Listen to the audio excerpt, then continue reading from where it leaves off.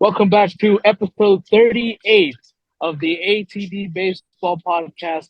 Myself and Matt today. Matt, how are you doing? I am doing pretty good. I'm not live from Citizens Bank Park, but you are live from Dodger Stadium, so congratulations on that. I'm doing pretty good otherwise. Mello, how about yourself? I'm doing good. Obviously, I'm not a Jet fan, but the Aaron Rodgers injury kind of made me a little bit sad yesterday. But it's not a football podcast. You can listen to our fourth down football show on YouTube and wherever else you get your podcast. But um, other than that, I'm doing fine. I don't like that Juan Soto flipped his bat 100 feet in the air last night, but what can you do? Hey, Dodgers are losing the Padres World Series right now, so Yes, the Padres are up 1 game to nothing. And they can win it tonight, and oh my God, San Diego might be on fire if they take another one of these games. the thing is that they don't get just a piece of metal to celebrate like the rest of us do if we win the E- World Series. Exactly. Well, they'll throw them a parade and stuff when they get home. That's right. We got a couple things we want to talk about today. Uh, Terrible news out of the Bronx and Jason Dominguez, torn UCL. Going to be sidelining him for a little while. George Kirby had some interesting comments in a press conference after a game. We'll talk about them. And of course, we have to talk about the Angels, and not because we're choosing to, basically because they forced their way into the news with the help of Bob Nightingale saying that the Angels may be interested in trading Mike Trout this offseason. They would at least listen to offers, is the belief. So we'll cover all that and see what else comes up along the way. But back to the top, Jason Dominguez. The one bright spot that the Yankees had in this awful season, they called him up and he was playing fantastic, hitting quite a few home runs. He was stealing some bags in between there. He looked great. And now torn UCL, kind of a bit of a mystery where that came from in the first place, I believe. I was talking to Kyle about it yesterday, and it just seems like a bit of a strange situation there. But either way, he's going to be most likely getting Tommy John surgery and is going to be sidelined for a little bit yet. Mello, what was your reaction to that? First of all, New York's not the place to be right now. Players are going down left and right for different reasons, but just extremely disappointed. It looked like the Yankees had something with this kid, and it looks like there was going to be a lot of juice coming into 2024. Hey, if he's playing good now, imagine how it'll be next year. Could he win AL Rookie of the Year and all that? It looked like it was going to be a great coming out party for him this year, and it looks like he was going to continue to do that next season. Just super unfortunate, and Yankee fans just can't catch a break right now. This is one of those seasons where you just want to throw it away and never talk about it or look at it again. Yeah, and I've experienced some pretty bad seasons as a Phillies fan. And luckily, it was when I was a bit younger, so I didn't quite remember them as well. But this is unfamiliar territory for the Yankees. Just not missing or not making the playoffs, and on top of that, just bad performances all around, bad roster construction. But this is just the icing on top of a very, very terrible cake. And just sour news. I mean, from what Kyle had told me yesterday, it was maybe he was developing it for a couple games already, and whether he went to the Yankees and they said, "You're all right, push through it," or whether he didn't tell them. Um, he's not sure. Obviously, Kyle's a little more plugged into Yankees land than I am. That's why I went to him for this information, and just seemed a bit cloudy around how that came about. I guess it was he threw from center field home or at least in the one time, and later in that game he came out from what Kyle said. I could be totally wrong. I'm trying to recall what Kyle said here. But the template is there at least. Bryce Harper, outfielder as well. same sort of thing. Had Tommy John, was hitting as well during this time. Was DH the only issue there you run into with the Yankees? Is you want to put Giancarlo Stanton out there in left field every day so that Jason Dominguez can DH, or do you end up sending Jason Dominguez down to AAA or a lower level, whatever, so that he can DH there and not really take anybody's spot, so to say? Would you feel comfortable putting Giancarlo Stanton out in the outfield for an extended period of time? He can't even run from second base to home. And we want this guy out here in left or one of the two corner outfield spots trying to chase down fly balls and, base hits. I don't think the Yankees want to do that. I think they've seen enough. And, there was already 99 questions about what this Yankee team was going to look like next year. What's the front office going to look like? Is Aaron Boone going to keep his job? Brian Cashman, what's going to happen with him? Now just this other dark cloud in the sky. Our young star that we just brought up is now going to be out for most of next year. And it's, like I said from the beginning, it's like, well, the Yankees, everything that can go wrong did go wrong this season. Yeah, that's really the best way to put it. Jason Dominguez was a bright spot.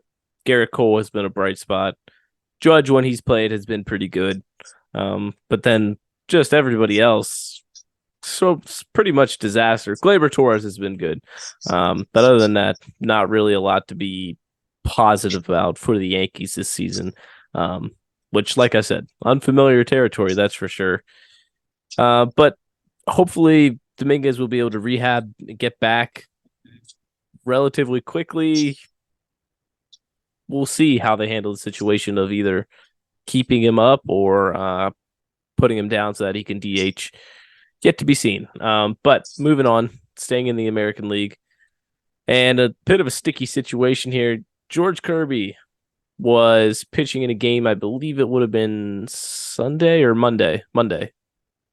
I think. I'm not sure. Sunday or Monday, either way. And he was somewhere later in the game and had 80 plus pitches and ended up going out again for the next inning. And apparently he in a press conference after the game, he was saying that he didn't want to go out there for that last inning. He just didn't want to. So there was questions raised about that. What's up with that?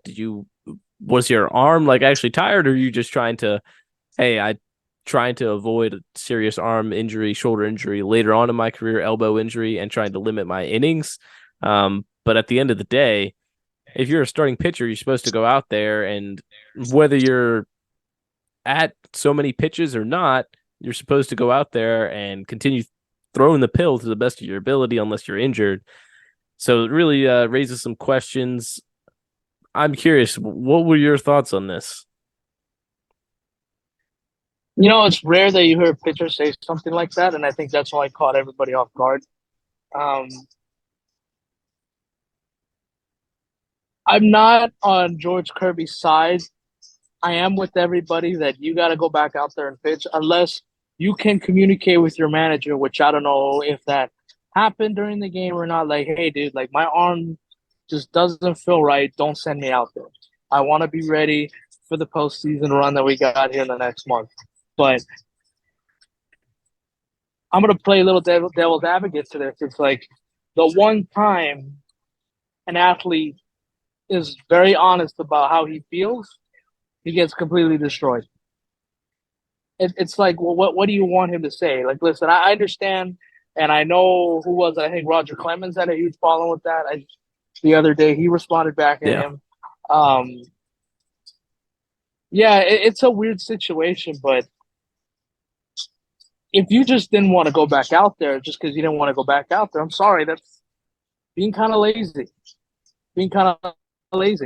I don't know what the Mariners bullpen situation was during that series, but hey, maybe the bullpen needed a rest. Maybe you needed, maybe they wanted you to go out there and pitch an extra inning just to save the bullpen a little bit. So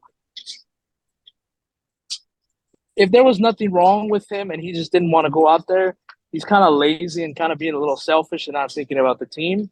But if there's something wrong with his elbow or his arm or something, we need to know and we need to figure that out. I think there's something's not being told. I think somebody's So not telling the truth. here was the quote from Kirby after the game. I wish I wasn't out there for the seventh, to be honest. When he was asked why, he said, because I was at 90 pitches and I didn't think I needed to go anymore, but it is what it is. He ended up giving up a game-tying 2-run home run on his 102nd pitch, and that sort of sparked the conversation of why he wishes he wasn't out there. It sort of seems like whether it's I believe I heard that his analytics are not great the third time he goes through the lineup, something like that, which is the case for a lot of pitchers, but I think it was pretty drastic numbers for him where the OPS is really jumping off the walls once he gets to that third time around the lineup or gets so late into games. So whether he's trying to just load manage, so to say, because that's sort of what it seems like. It's load management, and he was trying to load manage himself in this game and say, hey, I'm trying to conserve my arm, whether it is for the postseason, whether it's just for his career. It's interesting. And to flip the script, teams are okay to do this to players, but players aren't okay to do this to teams. Like teams will say, no, you're only allowed to throw so many pitches or so many innings on the season. But when a player says, hey, I want to limit how many I want to pitch, it's not okay, which is an interesting dynamic. I'm not saying it's right or wrong either way necessarily because it's a little hypocritical. It is. So, like, if you think you can limit how much a guy wants to pitch or how much a guy could pitch, maybe they can have a little bit of a say in to how much they pitch too. I understand going out there and giving your team your best, but like if you're not at your best and you know that, let your manager know and they'll be able to pull you out if your bullpen's, able to replace you. But I don't know. Yeah, communicate. That's like the number one thing. And I can see why the old generation of pitchers like Roger Clemens are like 90 pitches, dude. I will go out there and throw another 2 innings. Yeah. That's just not how this generation of pitchers were brought up. There's more. It's more analytical now. Things managers and teams are more careful with these pitchers. The days of seeing guys go out there and throw 120, 25 pitches, unless it's for a no-hitter or a perfect game, they're not going to be out there. And I think the older generation of pitchers has to understand that too. The game has changed. Yeah. I guess we'll move on to final topic here. And debatably the biggest topic of these three, most recent. Don't tell the Angel fans that. I know. Another tough break for Angels fans here because there's a possibility Trout could be traded. I believe the report was Bob Nightingale saying that the Angels may have interest in testing the waters of a Mike Trout trade, which, if you think about it, it can make a little sense. All right. The Angels need to rebuild. You didn't trade away Shohei Ohtani. Now he's injured, and so the whole world seems to think that he's not going to resign there except for Angels fans. You have terrible contracts on the books. You got to look to dump Anthony Rendon. You need to replenish your farm system. It's the worst or second worst in the league. After you traded away some of your best prospects at the trade deadline for pieces that you ended up putting on waivers, 3/4 or not even 3/4, like 5/6 of the way through the season. So Mike Trout trade would definitely replenish your youth in the organization, bring some more prospects in. He's only like 32 or 33, so Trout is still going to command a lot in a trade. It probably won't be Shohei Ohtani numbers, but Trout is under control for a long time yet. And as a team that would probably be rumored around the top, a fan of the team that is probably rumored to be around the top of the list of interest, my Philadelphia Phillies, I would say bring them on. Depending what the package looks like, Okay, that was my next question. we're willing to give them up. What do you think from a Dodgers perspective? I think it's time for both parties to move on from each other. I mean, it's not getting any better, and quite frankly, it can't get any worse. Um, we've seen it. We've seen a big enough sample size that it doesn't work. And, you know, whether Trout wants to be moved, because listen, when you're in a place for 10, for 10, 12 years, I can understand why it's hard to say, hey, I have a family. I have a life here in Anaheim. I'm comfortable. Yeah, we're not winning, but I got a good life, and I don't want to mess that up, and I don't want to try anything new. Now, like I said, it is time for both parties to move on, I think. But I'm not faulting the Angels on this because I know they still believe that they could have competed the last couple of years. But the haul that you could have gotten for Mike Trout 3 seasons ago, you could have gotten way more to me. I still think it'll be a big package, like you said. Not Otani-like, but it's not going to be crazy like everybody thinks. To me, I could be completely dead wrong, and it's the biggest package in MLB history. But it's time for both parties to move on. It's a tough line between being comfortable and being a company man, so to say, and being there with the Angels there your whole career, and you are the greatest Angel in franchise history, and it's not necessarily close at this point. You're one of the greatest players of all time. Your family's rooted there now. Like, you've established yourself a life there in Anaheim with the Angels. But then how much does winning championships or competing and playing in playoffs games matter to Mike Trout at this point in his career? Because he's not seeing those opportunities with the Angels, and that window is frankly closed at this point because this was the last year of Otani and Trout together, more than likely, because a lot of people don't see Otani re-signing. So that window is closing. Well, maybe the Dodgers. That window is closing, and if Mike Trout wants to play in playoff games and compete, he's not going to want to be on the Angels rebuilding roster because by the time they're ready to compete, Trout will be 38 years old. Maybe it depends. It depends. Rebounds. Rebuilds can be shorter or longer. It depends. You saw the Orioles not that long ago, but then other teams can turn it around quicker.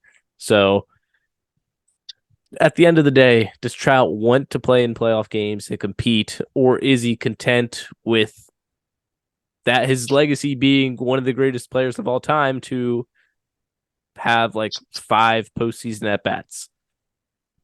I don't know. It's an interesting dynamic with baseball because we don't knock players like Ted Williams or some of these other guys that don't have postseason success, but maybe we're going to do it with Mike Trout because he hasn't had any at all. So I don't know. Yeah, and for Mike Trout, if part of the reason why you don't want to leave is because you're afraid of the backlash that you might get, I don't think there'll be any backlash. I think I think most fans of Major League Baseball want to see Mike Trout on a winning team. We've been asking this for years. So we just see Mike Trout in the postseason, please. And I don't know if Artie Moreno would welcome it because he is stubborn and he's made some bad decisions. I think you just got to accommodate for him. And I'm with you. The Phillies are right on top of that list. Sell the farm. No, I don't know. Let's see. I don't know how Matt feels about that. It's interesting. It depends on what the farm is. How much are we selling? Are we selling current players on our team, on the big league team? Or are we trading away top prospects? Um, To be both. it could be both, and likely we'd have to move off an outfielder at this point, which Brandon Marsh would probably be the most attractive outfielder the Phillies have to move off of. Um, Johan Rojas, Back in Anaheim. yeah, he could be. Marsh could be. Um, because Trout probably is he's going to be a better defender than Kyle Schwarber, that's for sure. So you don't want to put Trout at DH and leave Schwarber in the outfield. So you'd probably be sending back an outfielder if I would have to guess. Brandon Marsh. It would start with that because you're not sending Castellanos either, and obviously you're not trading away Harper. So that leaves Brandon Marsh. Now, prospects wise, the Angels need pitching badly. The Phillies have one of the top pitching prospects in Andrew Painter, who's just getting Tommy John now, recovering from that. And then as well, they have Micah Bell, one of the better pitching prospects in the league. So the pieces are there. I wouldn't hate it. We'll see. Phillies and Angels have done business in the past. The last trade ended up 50-50. Both teams pretty much liked it. The one before that for Noah Syndergaard, I don't know. I think that was the Logan O'Hoppe one. I can't remember who got traded because I know we got Syndergaard and Marsh. They got O'Hoppe, and I don't know who else they got. I don't even remember.